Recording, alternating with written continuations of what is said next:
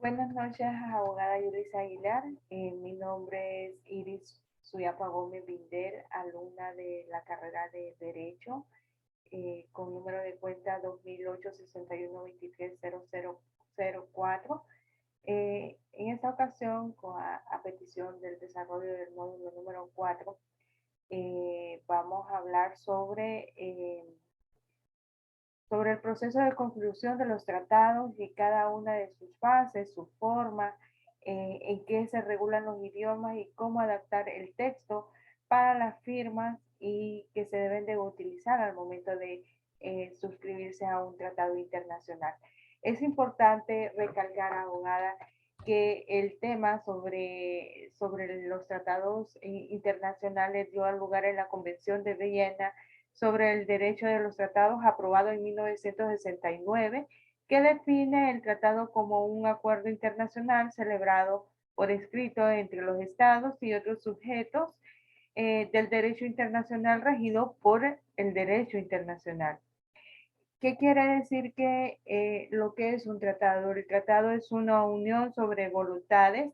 Dentro de los tratados tenemos también lo que son las fuentes del derecho, que podemos encontrar la fuente formal, que es el derecho positivo, como lo pudimos observar anteriormente en otras clases impartidas por su persona. Y también tenemos las fuentes materiales, que en este caso ya lo sabemos, que es la costumbre por el derecho empírico o el que no ha sido aprobado, pero lo conocemos de esta manera. ¿Quiénes pueden ser sujetos en un tratado internacional? Bueno, los sujetos pueden ser los estados mediante su representante legal, que es el jefe de estado o presidente, los organismos de los gobiernos o gubernamentales, los estados diminutos en formación de su soberanía, y también tenemos los sujetos atípicos del derecho internacional, como ser los grupos insurgentes.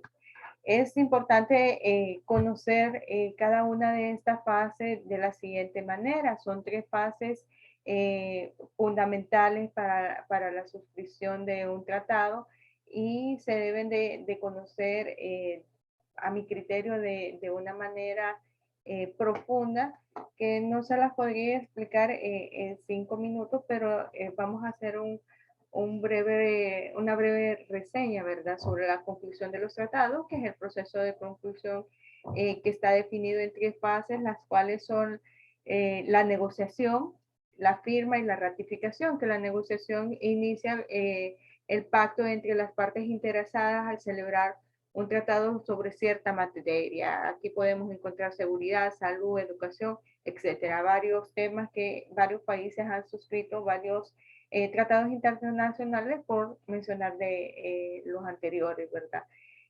Dentro de la negociación es importante que las personas que van a estar dentro de la misma tengan la capacidad de intervenir. En esto es elemental que el Estado el negociador es aquel que ha capacitado en la elaboración y adopción del texto del tratado. También que el Estado contratante es aquel que se ha convertido en obligar al tratado, aunque este no haya sido entrado o no haya entrado en vigor. El Estado parte, que es aquel que celebra el tratado, a conseguir y obligarse por él mediante la ratificación, adhesión y aceptación, solo cuando ya el tratado haya entrado en vigor. También vamos a conocer dentro de la negociación las especificaciones en cuanto al idioma, que ya que esto es fundamental, porque si suscribimos un tratado internacional con otro país que es idioma diferente, el tratado debe ser pactado de dos maneras. Del idioma del país, por ejemplo, decir, si vamos a hacer un tratado internacional con Estados Unidos, el tratado también debe de ir en el idioma inglés como en el idioma español, o sea, de forma bilateral. Pero si suscribimos un tratado internacional con otros países, como decir Inglaterra, Francia, Alemania, Italia, estos deben de ir también en el idioma de ellos. Es por eso que en estos casos se suscriben con el sistema de la ONU, que ya tiene ellos establecido cierto número de idiomas, como la OEA, que tiene el inglés, el portugués y otros idiomas oficiales dentro de la misma organización. También la adopción del tema, que quiere decir la adopción del tema, que deben de revisarse lo que es el preámbulo, los articulados, la firma, todo debe de ir esto de la manera que ambos países que están suscribiendo un tratado estén totalmente de acuerdo. Deben de ir el nombre de los estados, los negociadores, los participantes, los cargos. En el articulado deben de ir las cláusulas, los artículos que contienen las obligaciones, las partes, los bienes, los derechos que confiere el mismo tratado. Y algo muy importante, la fecha y la firma dentro del mismo.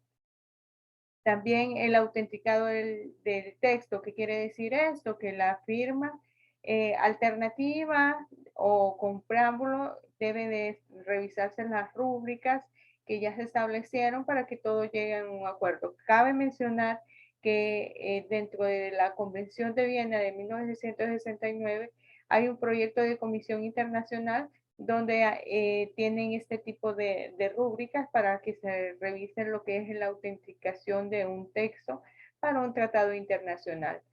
También vamos a pasar a la segunda fase, que es la fase de la firma, donde la firma de un tratado sirve para autenticar el texto negociador o el texto negociado, perdón, y aprobar por los negociadores, lo que significa que ya hay una obligación, salvo que expresamente así disponga el tratado en la expresión que entra en vigor a partir de la firma que se entra en vigor según su firma o después de la firma, ¿verdad? También es importante que conozcamos la ratificación. La ratificación es la fase de que perfecciona jurídicamente a un tratado manifestando la voluntad postrera del Estado para obligarse internacionalmente. Esto también está dentro de la Convención de Viena, que se entiende como ratificación al acto internacional por el cual se hace constar un ámbito internacional con consentimiento de obligarse a un tratado, como se lo decía al inicio. Un tratado internacional no es una obligación, es una convención, es, un, es una unión de voluntades y estas voluntades no son obligadas. Entonces cada quien tiene la libertad de elegir si se suscribe o no a un tratado internacional. Pero una vez ya suscrito, este sí ya tiene obligaciones como también tiene derechos, ¿verdad? También dentro de la firma, o perdón, dentro de la ratificación, vamos a ver lo que es la firma definida, que anteriormente se los había explicado. También está la ratificación, la aceptación y aprobación y lo que es la adhesión. ¿Qué es la ratificación? La mayor parte de los tratados multilaterales establecen expresamente que los estados deben de expresar su conocimiento al obligarse mediante su firma sujeta a la ratificación y aceptación de la aprobación. ¿Qué es la aceptación y aprobación? La aceptación y aprobación de un tratado es la firma que tiene los mismos efectos jurídicos que la ratificación y aplica las mismas a menos que un tratado lo establezca.